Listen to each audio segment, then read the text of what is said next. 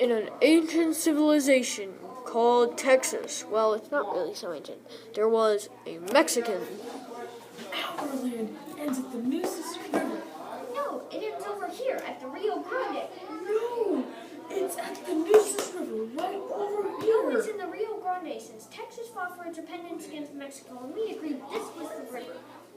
Oh, As well as there was also the fact that President James K. Polk wanted the U.S. nation to expand from the Atlantic Ocean to the Pacific Ocean. Let's go west, all the way over there to, what's it called again? California, yeah, that's it. Palo Alto. The Battle of Palo Alto took place on May 8th and was the first major battle of the Mexican War.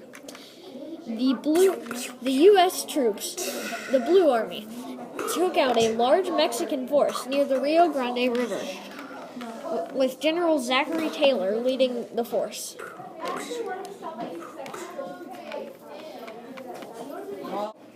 So, here we are at a modified version of Veracruz. As you can see, it says Veracruz, which was an important Mexican port and stronghold of Veracruz, and it would take place on March 28, 1847, after a 2-week siege, and General Winfield Scott led 10,000 troops to Colorado Beach to defeat the Mexicans.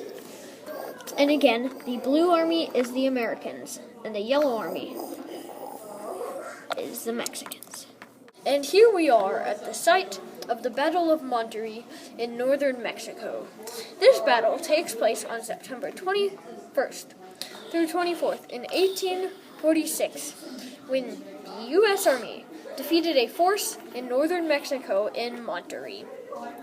This force was made up of the U.S. Army, volunteers, and Texas Rangers under General Zachary Taylor, who took over Monterrey.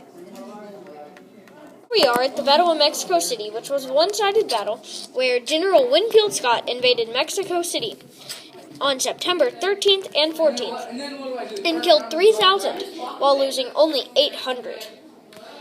And this was the decisive battle of the Mexican War.